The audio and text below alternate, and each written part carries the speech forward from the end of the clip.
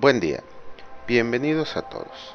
Sabemos que una de las principales maneras que tiene el ser humano de adquirir conocimiento es a través de la lectura. Sin embargo, mucha gente cree que no le gusta leer. Y digo cree porque esto es como decir que no me gusta comer, solo porque alguna vez probé algo que no me gustó. De esta manera las personas solamente iniciaron algún libro que no les gustó, pero no probaron otros, para darse cuenta que en realidad sí les gusta leer, solamente tienen que elegir los libros que les sean placenteros a ellos. Es importante cultivar el hábito de la lectura porque esto nos va a facilitar la adquisición de conocimiento, que es el objetivo de este canal. Por lo anterior, vamos a iniciar esta nueva sección de lecturas. Esta sección estará dedicada a una amiga mía que ya no está conmigo. Iniciaré con uno de mis autores favoritos, no solo porque fue un gran escritor, sino porque es quizá el bioquímico que más ha contribuido a la divulgación de la ciencia y es una de las razones por las cuales yo estoy aquí. Vamos a iniciar la lectura del libro Relatos de los Viudos Negros, aunque su título original era Relatos de los Viudas Negras. Además de ser uno de los autores más populares de la ciencia ficción, Isaac Asimov fue un gran aficionado a las historias de intriga y misterio. Para poder dar rienda suelta a su talento en este campo, dio en imaginar un club que llamó de los Viudos Negros, cuyos miembros en su reunión mensual se enfrentan a los más desconcertantes enigmas criminales, resolviéndolos con brillantez.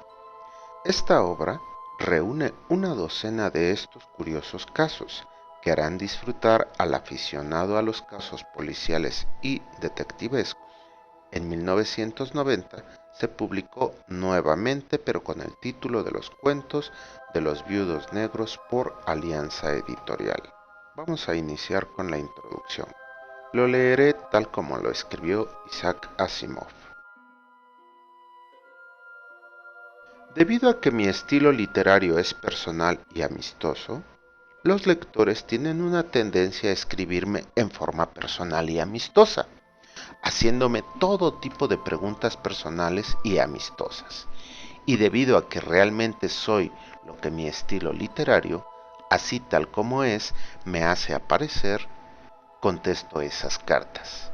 Y ya que no tengo secretaria ni ningún otro ayudante, todo esto me lleva una cantidad de tiempo que debería dedicar a escribir.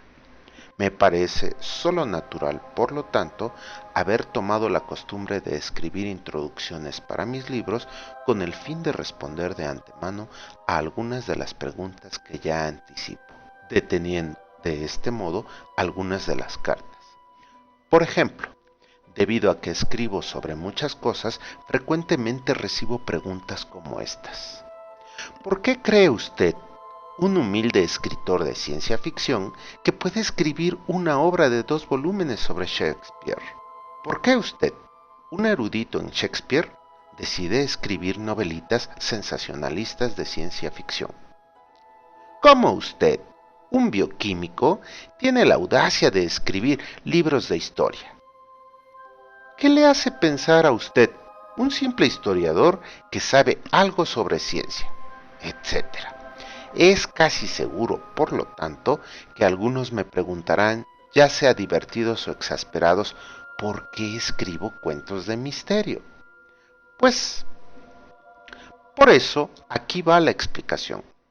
Comencé mi carrera literaria con la ciencia ficción y todavía escribo ciencia ficción cuando puedo, porque este continúa siendo mi primer y principal amor literario.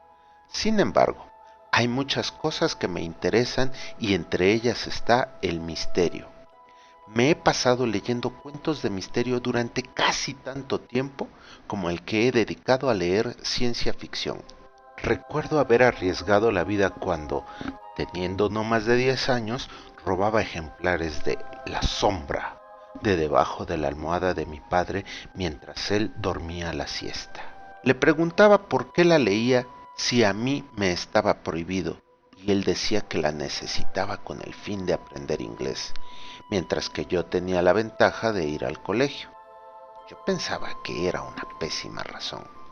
Escribiendo ciencia ficción, sin embargo, a menudo introduje el elemento de misterio. Dos de mis novelas, The Caves of Steel, Doubleday, 1953, and The Naked Sun, Doubleday, 1957, son típicas historias de misteriosos asesinatos, además de ser de ciencia ficción. He escrito suficientes cuentos cortos de misterio y ciencia ficción de uno y otro tipo, como para permitir que se publicara una colección de ellos bajo el título de Asimov's Mysteries Doubleday 1968. También escribí una novela de misterio tradicional, The Dead Dealers, Avon 1958, que después fue reeditada por Walker and Company en 1968 bajo mi propio título, A Wife of Death. Esta, sin embargo, trataba solamente sobre la ciencia y los científicos, aunque su atmósfera era la de una novela de ciencia ficción, como lo eran asimismo dos cuentos cortos de misterio que vendía revistas de misterio. Fui sintiendo cada vez más el antojo de escribir misterios que no tuvieran nada que ver con la ciencia. Lo único que me detenía, sin embargo, era el hecho de que la novela de misterio había evolucionado en los últimos 25 años y mis gustos no. Las historias de misterio hoy en día están empapadas en licor, inyectadas de drogas, sazonadas con sexo y tostadas al sadismo, mientras que mi ideal en misterio de detectives es Hércules Poirot y sus pequeñas células grises. Pero años atrás recibí una carta de Eleanor Sullivan, esa joven y hermosa rubia, preguntándome si consideraría la propuesta de escribir un cuento corto para una revista. Por supuesto que acepté jubilosamente, porque pensé que si ellos me la pedían, jamás podrían tener la crueldad de rechazarlo una vez que éste fuera escrito. Y eso significaba que podía escribir sin miedos mi propia clase de cuento, uno muy cerebral. Comencé a dar vueltas en mi cabeza a diferentes posibilidades de argumento, porque quería algo que tuviera un giro razonable, y Agatha Christie por sí misma había utilizado prácticamente todas las salidas posibles. Mientras mis células grises trabajaban laboriosamente, visité casualmente al actor David Ford. Su departamento está lleno de interesantes objetos exóticos, y él me contó que estaba convencido de que alguien se había llevado alguno de su departamento, pero nunca pudo estar seguro porque era incapaz de detectar lo que faltaba. Solté una risa, y mis células grises lanzaron un hondo suspiro de alivio y dejaron de trabajar. Ya tenía el giro de mi argumento. Necesitaba luego un fondo en el cual desarrollar mi argumento, y aquí viene algo más. Hace ya muchos años, en 1940, según dice la leyenda, alguien se casó con una dama que encontraba inaceptables a los amigos de su marido y viceversa. Con el fin de evitar que se rompiera una relación muy preciada, esos amigos organizaron un club sin autoridades ni estatutos con el solo fin de realizar una cena una vez por mes. Sería una organización para hombres solamente, de manera de poder invitar al marido a afiliarse y prohibir en forma legítima la entrada a su señora. Hoy en día, siendo el movimiento femenino tan poderoso, puede ser que esto no hubiera resultado. La organización se llamó la Trampa de las Arañas, probablemente porque los mismos miembros sentían que se hallaban escondidos. Han pasado 30 años desde que la Trampa de las Arañas fue fundada, pero aún existe. Aún es solo para hombres, a pesar de que el miembro en cuyo matrimonio se inspiró la organización se divorció hace tiempo. Como concesión al antichauvinismo masculino, se ofreció un cóctel el 3 de febrero de 1973, durante el cual las esposas de la trampa de las arañas pudieron conocerse, y quizás esto se transforme en una costumbre anual. La trampa de las arañas, o TDA para abreviar, se reúne una vez al mes, siempre un viernes por la noche, casi siempre en Manhattan, algunas veces en un restaurante, otras en el departamento de uno de los miembros.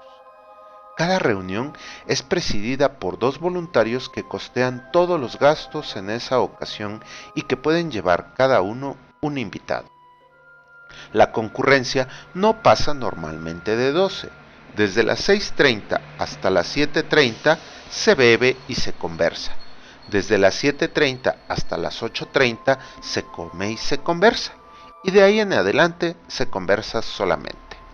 Después de la comida, cada invitado es severamente interrogado sobre sus intereses, su profesión, sus hobbies y sus puntos de vista, y los resultados son casi siempre interesantes, a menudo fascinantes. Las principales, entre todas las excentricidades del TDA, son estas. 1. Cada miembro recibe el tratamiento de doctor, ya que el título es inseparable de su calidad de miembro del club. Y 2. Se supone que cada miembro debe intentar que el TDA sea mencionado en su obituario. Yo he asistido como invitado en 2 diferentes ocasiones, y cuando me mudé a Nueva York en 1970 fui elegido miembro. Muy bien, pensé entonces, ¿por qué no relatar mi cuento de misterio utilizando como trasfondo las reuniones de una organización parecida al TDA? Mi club se llamaría Los Viudos Negros y lo reduciría a la mitad para hacerlo más manejable: 6 personas y un anfitrión. Hay diferencias, naturalmente.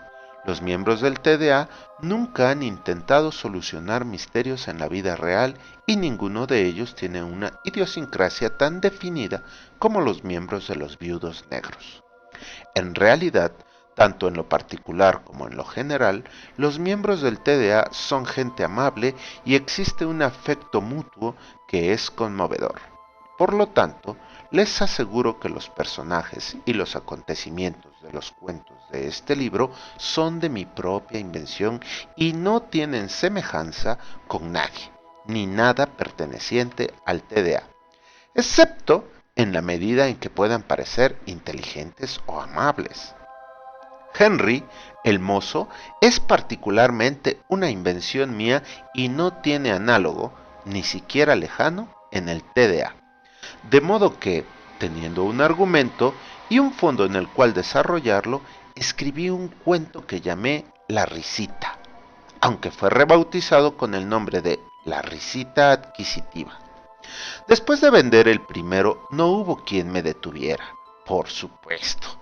Comencé a escribir un cuento tras otro sobre los viudos negros y en poco más de un año había escrito 8 y los había vendido todos a la EQMM.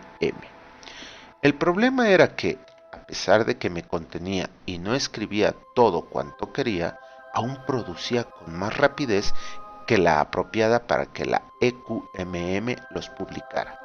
Finalmente cedí bajo la presión de no escribir, de modo que escribí 3 más a mi ritmo natural de producción y decidí no bombardear más a la revista con ellos. Luego escribí un cuarto y se los vendí.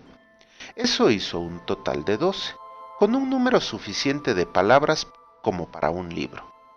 Doubleday and Company, mis leales editores, habían esperado pacientemente entre bastidores, desde la aparición del primer cuento, y por lo tanto hoy los reúno todos bajo el nombre de Cuentos de los Viudos Negros. Y aquí los tienen. ¿Alguna pregunta? Bien, hasta aquí la lectura del día de hoy. En la próxima emisión de esta sección les leeré La Risita Adquisitiva. Es un cuento que a mí me ha entretenido bastante y espero que a ustedes les guste mucho. ¿Me harían el gran favor de comentar qué les ha parecido esta lectura y si desean que lo siga haciendo. Gracias y hasta la próxima.